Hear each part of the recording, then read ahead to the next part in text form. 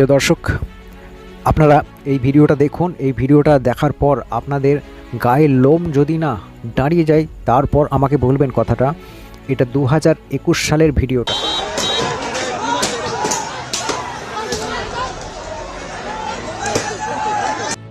তৃণমূলের পার্টি অফিসে উদ্ধার হলো একের পর এক মারাত্মক অস্ত্র। ক্যানিংয়ের নারায়ণে উদ্ধার হলো একের পর এক মারাত্মক অস্ত্র। ক্যানিংয়ের নারায়ণপুর এবং সেখানে তৃণমূলের যে পার্টি অফিস রয়েছে সেই পার্টি অফিস থেকে রাশি রাশি অস্ত্র উদ্ধার হলো। পার্টি অফিসের দরজা ভেঙে 18টি ধারালো অস্ত্র উদ্ধার করা হয়েছে।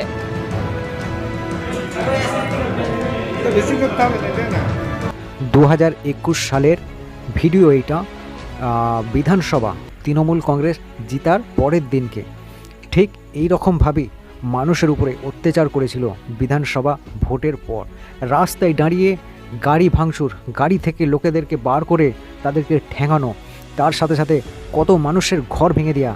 আর আরেকটা কথা বলে দিচ্ছি, সেই দিনকে টিএমসির পার্টি অফিসে, মালদার কথা বলছি, পার্টি অফিসের ভিতরে বড় বড় তরোয়াল রেখে দিয়েছিল মানুষদিকে কাটবে বলে, মানুষদেরকে খুন করবে বলে, আতঙ্কবাদীদের মতন, একটা খোঁকার জানোয়ারদের মতন।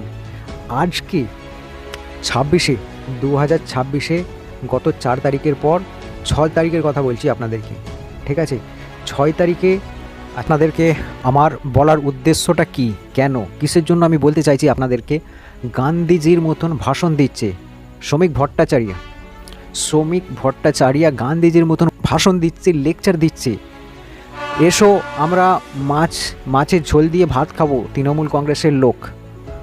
আচ্ছা, তারপরও বলেছেন উনি যে কোনো রকম হিংসা মারামারি করা যাবে না, কারু ঘর ভাঙা যাবে না, কোনো পার্টি অফিস দখল করা যাবে না, কাউকে মারা যাবে না, কাউকে গরম টেম্পার দেখানো যাবে না। আপনাদেরকে আমি বলে দিই, এই শ্রমিক ভট্টাচার্য কি ওর বাপের ঘর থেকে ওনার মেয়েকে কি কেউ তুলে নিয়ে গিয়েছিল? এই কথাটার জবাব চাই। এটা ওর বাড়ি থেকে কোনো তৃণমূল কংগ্রেসের লোকেরা এসে কাউকে তুলে নিয়ে গিয়েছিল? নিয়ে যায়নি তো?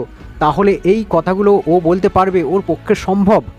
ও তো মার খায়নি, ওর পিঠে এসে বাঁশ দিয়ে মারেনি, মেরেছিল সাধারণ জনতা। এই বিজেপির কার্যকর্তা, এই বিজেপিকে যারা স্থাপন করেছে সেই ব্যক্তিগুলোকে মেরেছে।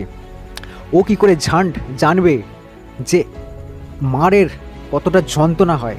তরবাল দিয়ে যখন এই জায়গাতে কোপ মারে না, এই জায়গায়, সেই যন্ত্রণাটা কি হয় সাধারণ বিজেপির পার্টি কর্মীর লোকেরা জানবে। এরা কি জানবে? এদের মধ্যে সেই সেন্সটা আছে, জ্ঞানটা আছে? নেই কো। এরা তো ব্যাস খালি এসিতে ঠান্ডায় গদিতে বসে